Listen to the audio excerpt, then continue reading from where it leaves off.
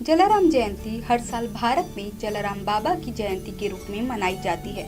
जलाराम बाबा, जो कि एक राम भक्त और प्रसिद्ध गुजराती हिंदू संत थे। बता दें, इस बार गुजराती समाज द्वारा 8 नवंबर को जलाराम बाबा की जयंती मनाई जाएगी। जलाराम बाबा का जन्म 1799 में गुजरात के राजकोट जिले के वीरपुर गांव में हुआ था। उनके पिता का नाम प्रधान ठक्कर और माता का नाम राजबाई था। बाबा की माँ एक धार्मिक महिला थी जो साधु संतों की बहुत सेवा करती थी।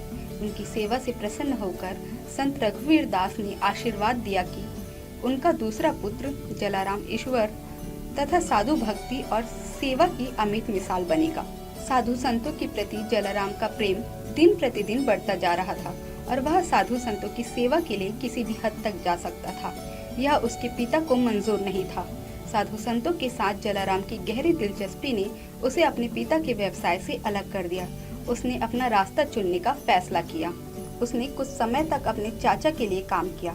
चाचा वलजी भाई जलाराम से बहुत प्यार करते थे, लेकिन ये प्यार और लगाव भी जलाराम की साधु संतों की सेवा करने की इच्छा को कम नहीं कर सका।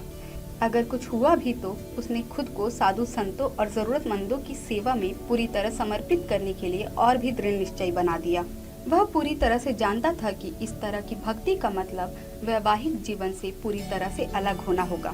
पारिवारिक बंधनों और मंडलियों से मुक्त जीवन उसका सुझाव उस रास्ते पर तेजी से बढ़ने का था और अपने माता पिता और चाचा वलजी भाई की मंजूरी से वह पवित्र स्थानों की तीर्थ यात्रा पर निकल पड़ा।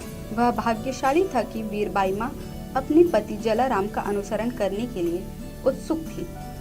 उसके लिए जलाराम का काम उसका काम था, जलाराम की इच्छाएं उसकी इच्छाएं थी और जलाराम जो भी करने का फैसला करता वह उसे करने के लिए तैयार रहती थी। वह हर मामले में जलाराम का अनुसरण करती थी। संत जलाराम की आयु 20 वर्ष के होने तक उनकी सरलता व भगवत प्रेम की ख्याति चारों तरफ फैल गई। लोगों ने तरह तरह से उनके धीरज या धैर्य, प्रेम, प्रभु के प्रति अनन्य भक्ति की परीक्षा ली, जिन पर वे खरे उतरे। इससे लोगों के मन में संत जलाराम बाबा के प्रति अगाध सम्मान उत्पन्न हो गया। उनके जीवन में उनके आशीर्वाद से कई चमत्कार लोगों ने देखी, जिनमें से प्रमुख बच्ची को बीमारी से ठीक होना व निर्धन का सक्षमता प्राप्त कर लोगों की सेवा करना देखा गया। हिंदू मुसलमान सभी बाबा से भोजन व आशीर्वाद लेते थे। इस तरह वो सर्वधर्म समभाव के रूप में बहुत प्रतिष्ठित थे। वहीं संत जलाराम के जीवन से जुड़ी एक पौराणिक कहानी बेहद प्रसिद्ध है। माना जाता है कि एक बार 3 अरबी युवा वीरपुर में बाबा के अनुरोध पर भोजन किया। भोजन के बाद युवाओं को शर्म महसूस हुई क्योंकि उन्होंने बैग में पक्षी रखे थे। बाबा के कहने पर जब उन्होंने बैग खोला तो वो पक्षी फड़फड़ा कर उड़ गए। बाबा उन पर नाराज नहीं हुए, बल्कि उन्हें आशीर्वाद देकर उनकी मनोकामना पूरी की। बाबा मानते थे कि प्रभु ने मुझे ये कार्य सौंपा है, इसलिए प्रभु देखते हैं कि हर व्यवस्था ठीक से हो।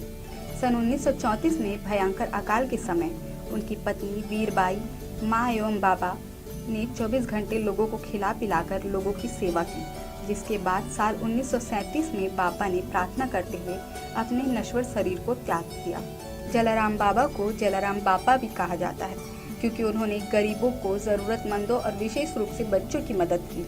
उनके नाम से जुड़े हुए बहुत से मंदिर हैं, जिनमें सबसे प्रसिद्ध मंदिर पिटपाड़ा गुजरात में है। जलाराम बाबा का आदर्श था कि इंसानियत और प्रेम से सभी दुखों का समाधान होता है। उनकी जयंती पर भक्तगण उनके आशीर्वाद प्राप्त करने के लिए विशेष पूजा, भजन, कीर्तन और अन्य धार्मिक आयोजनों का आयोजन करते हैं। ये दिन विशेष रूप से गुजरात में बड़े श्रद्धा भाव से मनाया जाता है। संत जलाराम का जीवन भगवान श्री राम के प्रति भक्ति, सेवा और समर्पण का प्रतीक था। उनकी कथा और शिक्षाएं कई लोगों के लिए प्रेरणा का स्रोत रहीं।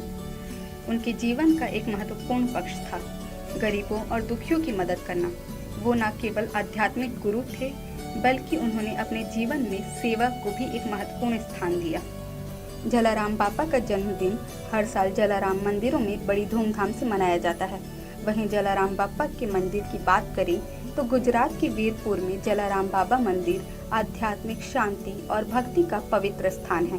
19वीं शताब्दी में निर्मित ये प्रतिष्ठित हिंदू मंदिर श्री जलाराम बाबा को समर्पित है, जो एक संत थे जो अपनी निस्वार्थ सेवा और भगवान राम के प्रति अटूट भक्ति के लिए जाने जाते थे।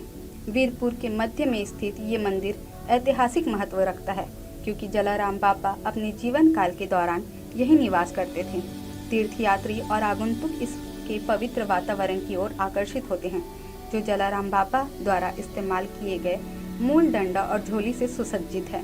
संत को दिए गए चमत्कारों की कहानियों के साथ मिलकर एक आध्यात्मिक आश्रय बनाता है, जो गुजरात की इस सांस्कृतिक रत्न में शांति और दिव्य आशीर्वाद की तलाश करने वाले भक्तों को आकर्षित करता है।